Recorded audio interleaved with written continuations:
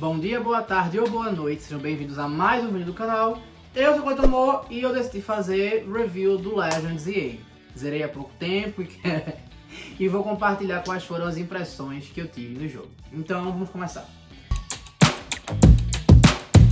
Bem, eu dividi em alguns tópicos aqui o que eu vou falar e as impressões que eu achei mais relevantes trazer aqui, né? Eu vou começar com a história. O que é que eu achei da história? A priori, antes de jogar o jogo e de ver ali o contexto, o Battle Royale EA, né, é meio... Você fica, poxa, o nome do jogo é EA simplesmente porque é From Z to A, ou seja, do zero ao A, do Z ao A, é muito chulo, vamos dizer assim, é muito... Capenga, manca, anêmica, frágil e inconsistente. Muito pequeno, né, muito pouco. Mas durante o jogo você consegue ver os motivos ali e ter esse campeonato. O que é legal é que é reportado com um motivo, mas a forma com que é reportada, o motivo que é reportado, você fica assim... Não me esclareceu muito bem isso aqui não, porque tá rolando isso não, sabe? Tal. Qual era a ameaça que vocês estavam falando? Porque basicamente falam que é uma ameaça ali que estava por vir, que estavam sentindo alguma coisa, que aconteceu um evento lá. O jogo começa assim, tá? Então basicamente a Torre Eiffel brilha, o Rei Ais no caso, diz que lá que tem acontecendo alguma coisa e tal, não sei o que, e veja a questão do Battle Royale, para os treinadores ficarem preparados para alguma coisa. Que coisa é essa? Por quê? Como? Aonde? Não se sabe. Mas eu digo, joga o jogo porque eu achei bem legal, como eu falei, introduzido primeiro a lógica do Battle Royale e você fica meio assim, é massa, é interessante, mas pra ser a história do jogo é fraco, né? Aí depois de uma justificativa, aquela justificativa fica meio xoxa assim, depois que ela fica xoxa, você... mas tá, você tá aceitando ali ela, depois você vê que tem algumas coisas por trás, e muitas coisas vão rolando por trás, o que é bem interessante. O fato de ter uma nova ameaça à região, né, a região de Kalos lá, eu acho que a forma com que trouxeram ela foi bem trabalhada. A história se passa 5 anos depois do evento que aconteceu lá do X e Y, então foi pouco tempo que aconteceu, mas alguns eventos trouxeram até novas mega evoluções e tal. Eu achei que foi bem encaixado, foi interessante, deu uma boa justificativa.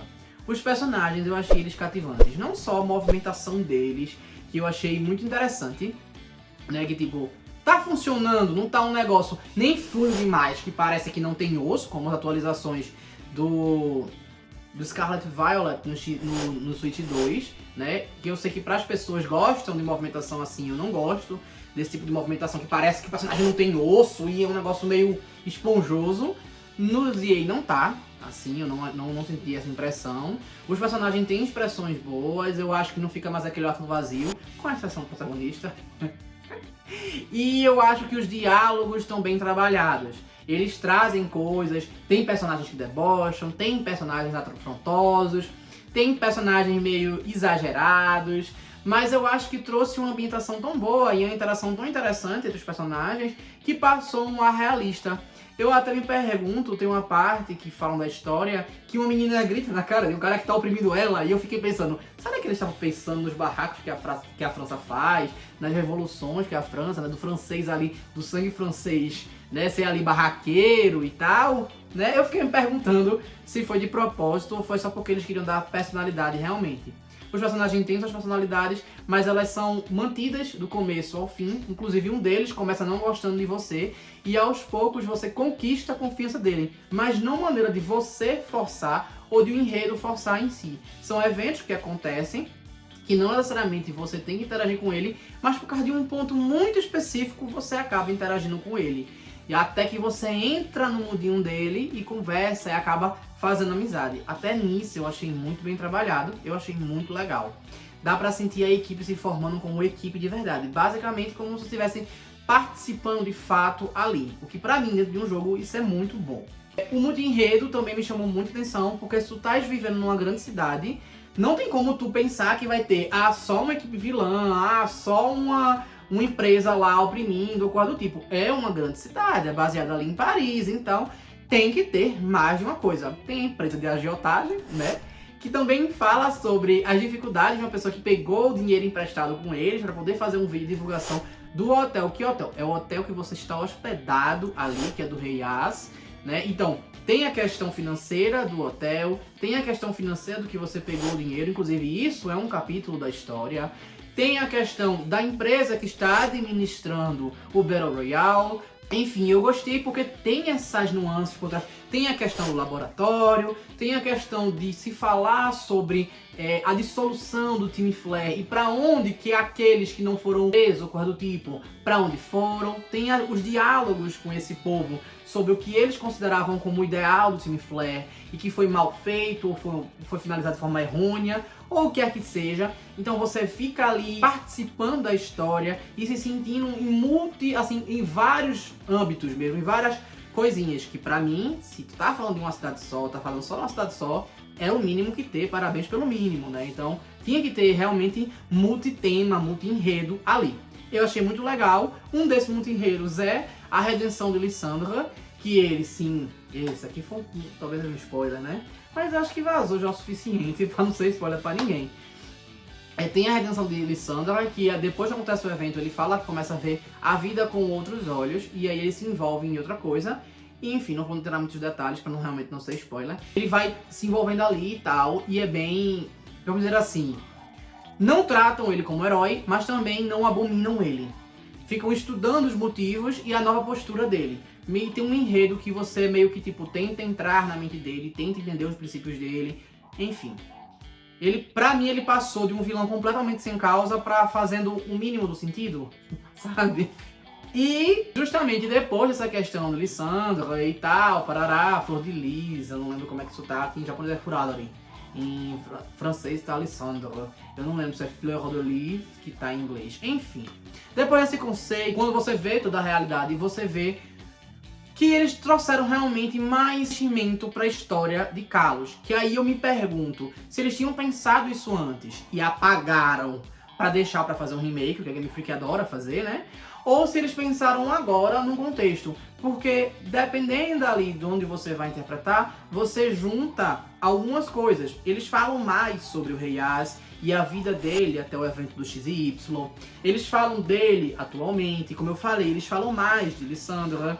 Então, vão de eventos aconteceram, tem um evento atual, tem as consequências do evento atual, e aí esse tipo de coisa vai trazendo riqueza, porque chega num ponto ao qual que está minando energia, basicamente que do solo, e essa energia está se cristalizando pela cidade, que são aqueles cristalzinhos rosas que destruímos, que faz ali uma referência provavelmente também aos poderes de Diancie, a ponto que saiu agora a missão de você capturar Diancie e tal. E que isso, quando essa energia, ao invés de cristalizar, ela entra em algum Pokémon totalmente evoluído, ela ativa a Mega Evolução, né? E aí a gente chega no próximo ponto, que é a Mega Evolução. O evento da Mega Evolução só foi mais uma forma da Game Freak encontrar para ter o enredo de raid, né? De você sentir ali como se estivesse fazendo uma raid. Apesar de você não fazer basicamente ali online, mas você tem outros personagens que participam ali com você durante a história para derrotar um Pokémon que está descontrolado e que você tem que derrotá-lo para que ele se acalme, a energia seja expurgada dele para que ele pare de sofrer, né? Acho que em português fica isso mesmo, Mega Evolução Descontrolado, Mega Pokémon Descontrolado, né? Porque Mega Evolution Feroz em francês, Mega Shinka, Bossou Mega Shinka em japonês. Então seria mais ou menos isso, realmente. E aí eles até falam também, nesse contexto, que algumas Megas foram descobertas recentemente. Não explicam diretamente se foi por causa desse evento, mas que foi descoberta recentemente. Como tem uma missão no jogo que é sobre o Mega Dragonite. E antes de você enfrentá-lo, eles dizem, não se sabe muito ainda sobre o Mega Dragonite, porque é uma Mega recente. Foi descoberta recentemente.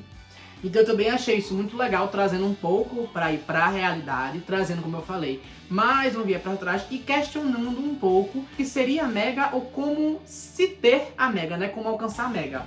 Quando você derrota um Pokémon desse, aquela energia que foi expurgada lá cristaliza, confirmando a teoria de que, no caso anterior, que era que o meteoro chegava, que batia no Pokémon, e aí ele reagia com a genética do Pokémon e formava uma Mega Stone. Ele traz esse conceito da Mega Evolução e a gente traz mais uma camada. De onde veio? Talvez Xerneas tenha de fato alguma coisa a ver com a Mega Evolução, o poder dele seja aflorado, ou talvez seja ligado mais ao cosmos, como algo aí que Jirachi faz, de absorver energia cósmica, colocar no solo e tal. Então acabou gerando mais um conceito por trás, mas ao mesmo tempo traz algumas perguntas. Talvez na DLC a gente tenha algumas respostas a respeito disso. Ou talvez a Game Freak segure para um remake.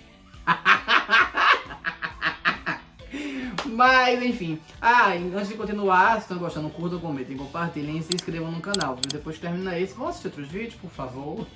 Ajuda o Davi, que a gente tá precisando. Então, vamos para a próxima etapa, a jogabilidade.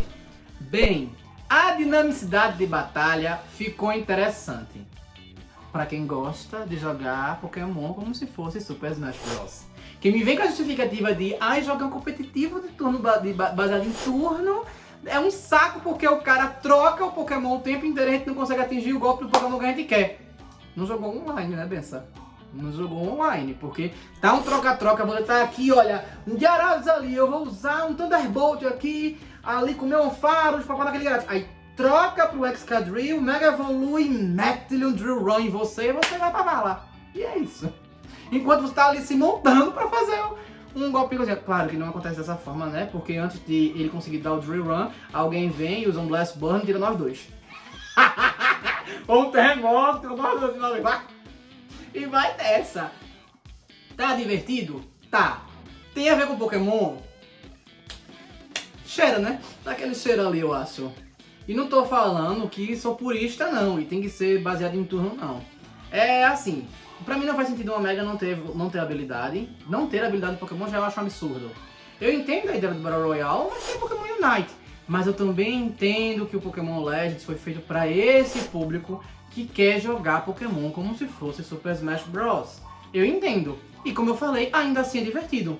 Mas, sabe, eu fico sentindo aquilo que faltou uma coisinha, sabe, e tal. Claro, se eu me propor a jogar aquele jogo, é isso, me divertir é o que tá valendo. Eu escolheria fazer daquela forma, aí já é outro ponto. Já é outro ponto. O fluxo de dinheiro, que é muito importante nos jogos de Pokémon pra você comprar e vender itens, né, pra você treinar seus Pokémons e tal, eu achei bom. Assim, você ganha dinheiro relativamente fácil quando dá de noite, mas ao mesmo tempo, quando anoitece, você já corre pra fazer as batalhas, pra poder arrecadar dinheiro, pra poder fazer alguma coisa, porque senão você fica sem dinheiro, mas você consegue pegar muito dinheiro. Só que logo em seguida você gasta muito, não porque as Pokébolas são caras, mas as Mega Stones são caríssimas.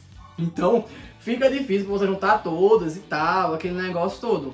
Também pra você, tipo, eu ao invés de estar batalhando pra ganhar dinheiro, que eu só posso fazer isso, eu vou capturar Pokémon de noite que só aparece de noite, não, eu vou batalhar. Aí também atrapalha um pouco, aí você acaba escolhendo um ou outro, batalha um pouquinho assim pra ganhar algum trocado, depois vai lá capturar Pokémon, ou captura Pokémon logo rápido e vai batalhar o máximo que conseguir, enfim. Fica um pouco ali, mas de toda forma o fluxo de caixa eu acho bom lá, dá pra você juntar legal. O que eu achei péssimo, vai comprar Berry, tem que comprar de uma por uma. Eu achei só não tem uma opção de você comprar 10, 20 de uma vez. É de uma por uma. Eu quero essa aqui. Porque você compra na quitanda, né? Aí, dá uma. É outra agora. Outra, eu quero outra. Aí fica blá, blá, blá, blá, blá, blá, lá eternamente. Mas podia lá. O problema não é o blá, blá, blá. O problema é você clicar 60 milhões de vezes pra comprar 6. Não dá. Isso aí eu achei ruim. A coleta de itens, por um lado não faz sentido, pelo outro faz. Faz sentido ter item no chão, numa grande cidade? Faz. Tem lista no canto. Então, faz sentido. O que não faz sentido com isso é porque tem uns carinhas que ficam coletando as Pokébolas para ele devolver a Pokébola como se ela tivesse seu nome a Pokébola para você devolver. Isso é legal? É. Faz sentido? Não. Se isso fizer sentido, ter item no chão faz sentido? Não. Então, ou uma coisa ou outra, minha gente. Eu passo aquele pano nessa parte, mas tipo, ou uma ou outra, as duas não dá pra fazer sentido não. Fora a quantidade de andame e tal, que tem item jogado, você fica assim, e esses itens aqui, né, gente? Mas ok. A questão de treinamento de Pokémon, eu achei legal que tem EV, IV, tem as mentas, as vitaminas, tem quase tudo, menos a habilidade, né? E Breed, que também não tem. Você consegue visualizar, eu achei melhor do que inventar outro esquema de treinamento, como é o caso do Legends Arceus. Eu me recuso a falar o nome que dizem que é o inglês, porque não faz sentido nenhum. No Legends Arceus não faz sentido aquele treinamento, né, assim, no geral. E no Legends EA ele tinha que fazer aquela forma. Por quê? Porque alguns Pokémons não estão ainda no Switch. Vieram agora. Patrat, Warthog, Furfrou e os macacos. Então, pra você usar no Champions, pra você não ter que gastar todo o seu dinheiro com o Champions, ninguém sabe como é que vai ser a obtenção de dinheiro no Champions, você tem que ter algum lugar para treinar para poder usá-los lá, caso você queira. Ah, mas eu não uso eles, problema seu. Tem gente que vai querer usar, então a pessoa que se vira com ela. Não, isso aí eles têm que ter. Então, como foram os últimos que faltavam chegar no Switch e eles não estão presentes dentro dos jogos, eles tinham que ter como treinar. Então, era uma coisa que eu já esperava, que o treinamento fosse o comum, o normal do jogo core de Pokémon. O só falhou essa questão da habilidade, então se você quiser mudar a habilidade de algum deles, vai ter que trocar no Champions mesmo, e é isso, né? Mas eu gostei que dá pra ver o EV, dá pra treinar. Esses itens de treinamento são fáceis, baratos, ou coisa do tipo, mais ou menos. Até você zerar, tem uns que são complicados de achar, outros são caros, ou alguns são desgastantes. Eu zerei o Bottle Cap, continua sendo difícil de adquirir, então assim, acho que maçante um pouco demais. Só que o problema só que tem um ponto, não, alguns. Primeiro, o Alpha, ele já, quando você captura um Pokémon Alpha, ele já vem com o HP ao máximo, tá? Ele já vem no máximo, então já 252 já foi preenchido ali, o que já facilita um bocado pra você. Fora a ideia dos 3 IVs perfeitos, que aí acontece também no Legends Arceus, né? Então, pelo menos 3 IVs perfeitos. Então ali já facilita um bocado, né? Aquilo ali já facilita o treinamento. Quando você vai pro competitivo, você percebe que é mais sobre a velocidade do golpe do Pokémon do que qualquer outra coisa. Como todo mundo se ataca ao mesmo tempo, é quase que aleatório. Aquele negócio de fazer estratégia de, eu posso usar... Gente, sinceramente, eu não acho que funciona não, tá? É uma coisa assim, escolha seus Pokémon, batalha daquele jeito e preste atenção no seu redor. Pra saber se você pode chegar ali. Você pode esperar 2 Pokémon tá se batendo, chegar golpe de área e pum! Levar os 2. Ou você pode chegar lá e pá! De uma vez e correr já. E derrotar ele e correr. Ou esperar aquele Pokémon enfraquecer, chegar perto e pá! É esse tipo de estratégia. Os golpes são ali opcionais. Qual que você vai colocar? É só você ter percepção de ambiente. Ou seja, como eu falei, distancia mais do que é Pokémon e se chega mais perto do que é Super Smash Bros. Então se você pega um Alpha que já tá com um HP todo treinado, já lhe ajuda a resistir de alguma forma, né? Então ali já dá uma facilitada. No caso de escolher os golpes, eu achei que a forma como tá de escolher tá bem interessante, tá bem tranquila. A hora de você escolher os golpes para trocar, fica na mesma tela. Você tem que apertar um botão para ele trocar de uma área para outra, para você ver os TMs, para você colocar os golpes. O que até o Paldeia não era assim. Paldeia você tem que ir para trocar o golpe, mas na seleção de abrir TM, né? Abrir bolsa TM, utilizar TM e abrir para poder acessar. No coisa não, lá automaticamente quando você vai ver os golpes de relembrar e os golpes de TM tá um do lado do outro, é só você mudar a aba, o que eu achei bem bacana. E o online, eu já falei que essa é a impressão que eu tive, que é mais sobre essa questão de como é que eu vou usar e saber as efetividades. Só, apesar que tem as diquinhas ali. Mas você não vai ter tempo no online de ver aqui não, porque tem gente que chega e sai arrebatando tudo de uma vez, e aí não dá tempo de interpretar não. Se você souber as super efetividades, fraqueza, o tipo de adversário, e preste atenção no entorno, é a dica pra você conseguir se desenvolver. Agora, como eu falei também tem sorte, viu? Não vem começar, não, mas é porque eu jogo muito. Aí vem alguém lá que vem assim, pra derrotar você dois de uma vez. Ou coisa desse tipo e ganha numeração alta. Também tem um pouco de sorte, como todo jogo. Mas é isso, eu espero que tenham gostado. Então curtam, comentem, compartilhem, se inscrevam no canal. E se não sabem o que escrever, escrevam... Cabaré. Buruçu! E é isso! Valeu! Cabaré que tem francês! Cabaré.